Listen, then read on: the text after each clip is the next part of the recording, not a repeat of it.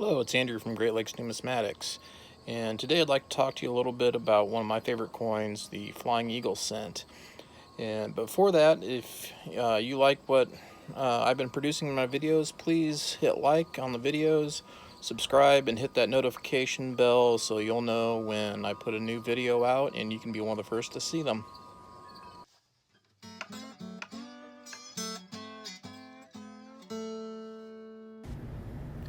In 1857, the use of large cents and half cents was becoming too expensive for their production, and law of 1857 had authorized the creation of a small cent, as well as the redemption of Spanish and copper coins from circulation to be exchanged for the new small cents. In 1857, the first small cent was issued to the general public, the Flying Eagle cent, and was produced for 2 years. The obverse has the Flying Eagle on the front, United States of America, and on the reverse went to a wreath design, which we are familiar with.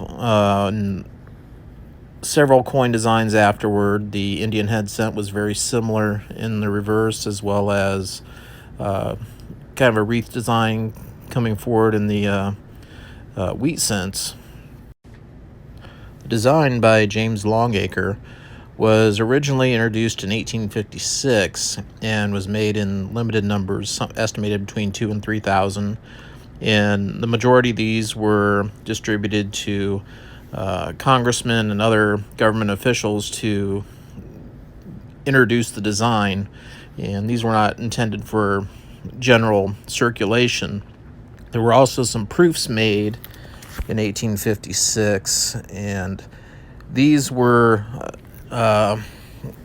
sold to collectors, and not a very large quantity of these. A few people other than collectors even know that this coin even existed, and was only officially minted for the 2 years, 1857 and 1858. So there are not a lot of these out there, but they were minted in pretty good quantities, and they're not terribly hard to find, but they are tougher to find in the higher grades. So this coin is a pretty good one if you want to complete a series, because there's really only 2 actual years that this coin was produced, and of course at that time there were mint marks on cents, so these were all produced in Philadelphia. There were 2 major varieties in 1858 that collectors look for, and that is the large letter and the small letter. The large letters, if you look at the A and the M in America on the obverse, you will see that the A and the M are connected at the bottom, at the serifs, whereas in the small letter variety, they are not connected.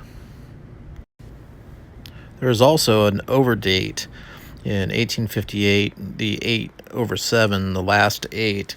I don't own an example to show a picture of this, but if you look at the last 8, you will see that the corner of the 7 in the upper right above the 8.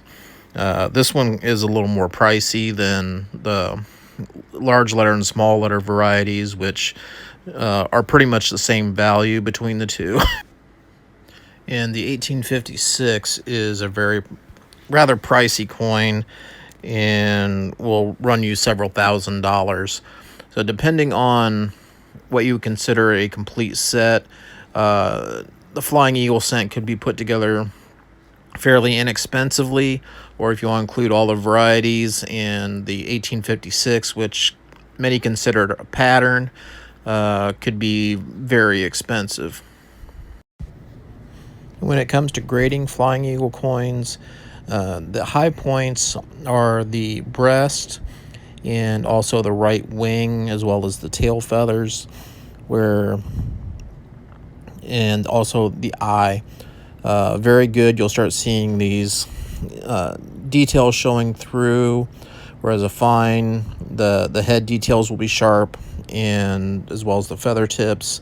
But you'll see, like on the example here, the breast feathers are worn pretty flat and very fine. You'll start seeing a lot more of the details there, and extremely fine. You'll pretty much see all these details. Now, something else to mention when it comes to the Flying Eagle coins, Eagle cent coins, is the composition was 12% nickel and 78% copper, which gives it a little bit more of a pale green color, as opposed to later in when the composition was changed to the bronze. The early Indian heads were also made of this higher nickel content, and they were also a bit thicker than the cent coins that you're familiar with now. And I hope you have learned a little something from this basic introduction of Flying Eagle cents. And if you did, hit like and please subscribe. We will see you in the next video. Thank you very much.